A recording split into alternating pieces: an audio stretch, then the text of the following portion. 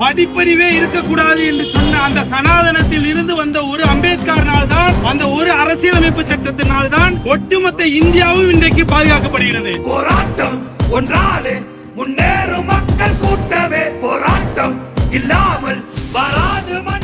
அரசாங்கம் சில குறிப்பிட்ட சமூகம் வரவே கூடாது, இஸ்லாமியர்களுடைய பெயர்கள் இருக்கவே கூடாது என்று கொலிஜியத்துக்கு அழுத்தம் கொடுத்ததாக ஒரு குற்றச்சாட்டு எழுகின்றது. நீதிபதிகள் நியமனத்தில் சமூக நீதியை நிலைநாட்டு. வீர வணக்கம், வீர வணக்கம்.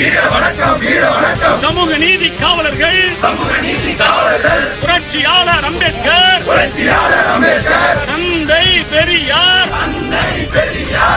மேதை மார்க்ஸ், வீரன் பகத்சிங்குக்கு வீர வணக்கம், வீர வணக்கம். கொலிஜியத்தில் இருக்கக்கூடிய நீதிபதிகள் தலைமை நீதிபதி ஆக வேண்டும், உச்ச நீதிமன்றம் செல்ல வேண்டும் என்பதற்காக மத்திய அரசாங்கத்திற்கு பயந்து ஒரு லிஸ்டே வெளிப்பட்டுச்சுன்னா அதுக்கு எதுக்கு கொலிஜியம், அதுக்கு எதுக்கு சுதந்திரமான நடைமுறை? சாதி மத சிந்தனையோடு செயல்படும் வழக்கறிஞரை பயணிக்காது. ஆனால் அரசியலமைப்பு சட்டம் மட்டும்தான் இந்த ஒட்டுமொத்த மக்களையும் இன்றைக்கு பாதுகாத்து நிற்கின்றது. 8 கோடி மக்கள் கொண்ட தமிழ்நாட்டில் உயர்நீதிமன்றத்தில் 20க்கும் மேற்பட்ட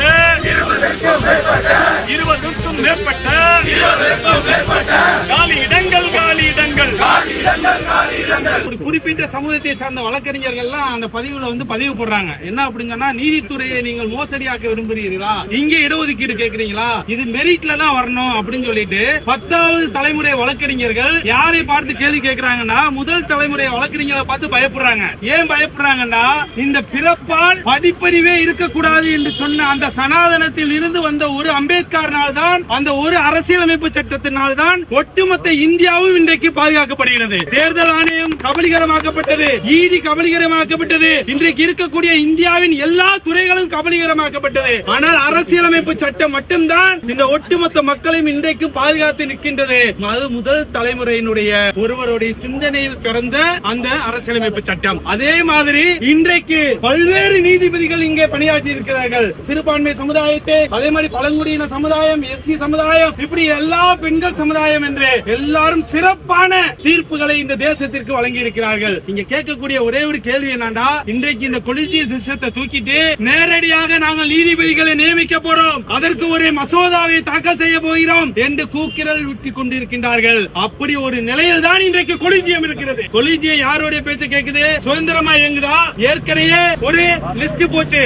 அந்த லிஸ்ட பார் கவுன்சில் ஆஃப் தமிழ்நாடு எதிர்த்தது, MHA எதிர்த்தது, எல்லா சமூகத்தினுடைய பிரதிநிதித்துவம் வேணும் என்று சொன்னது. ஆனால் அந்த லிஸ்ட் திருப்பி அனுப்பப்பட்டது. இன்றைக்கு உட்கார்ந்து கொலிஜியம் அந்த பிரதிநிதித்துவம் எதுவுமே தராம மத்திய அரசாங்கம் யாரையெல்லாம் கை காட்டினார்களோ அவர்களை பரிந்துரைக்க முடிவு செய்திருக்கின்றது. இந்த லிஸ்டையும் பல லிஸ்டுகளை இந்த MHA வழக்கறிஞர்கள் திருப்பி அனுப்ப வைத்தோம்.